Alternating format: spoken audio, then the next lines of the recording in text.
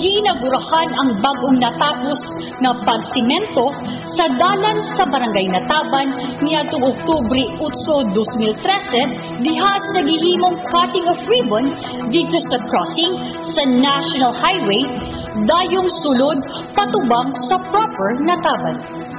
Ang bag-o nga pagsimento sa dalan may gilayon nga sobra sa usa ug tunga ka kilometro gikan sa crossing sa National Highway hangtod sa sitio Maligid nga gidumala sa Kenneth Construction and General Merchandise nga nakabase sa Bacolod City ug may kasamtangan nga opisina dinhi sa San Carlos usa kini ka pribado nga kompanya nga moy nidaog sa bidding. Matud pa ni Engineer Roy Matibon sa City Engineering Department nga usa ka kilometro nga pagsimento sa maong dalan nga nagbalor og 9 milyones pesos gikan sa premyo sa syudad nga ningdaog sa Seal of Good Housekeeping usa kini ka programa sa DILG di ng syudad gihatagon og katungod sa Performance Challenge Fund ug ang 695 metros nagbalor og kapin sa 7.1 milyones pesos.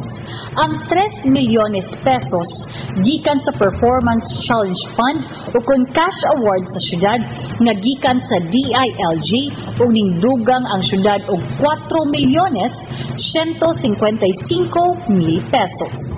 Sila si City Mayor Gingo Valmayor Jr.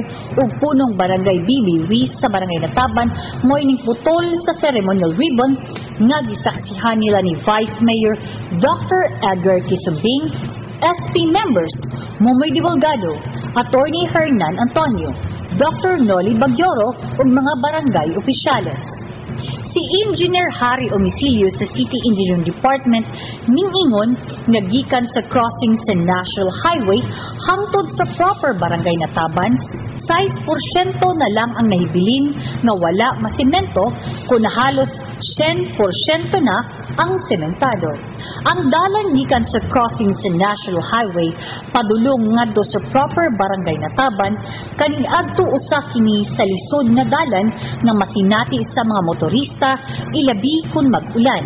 Ug karon ang maong dalan sa yunang agian kay halos tanan sementado na ug dili na lisod sa mga mag-uuma sa pagdala sa ilang produkto ngadto sa syudad kay usa man kini ka prioridad sa administrasyon nila ni City Mayor Gingo Valmayor Jr.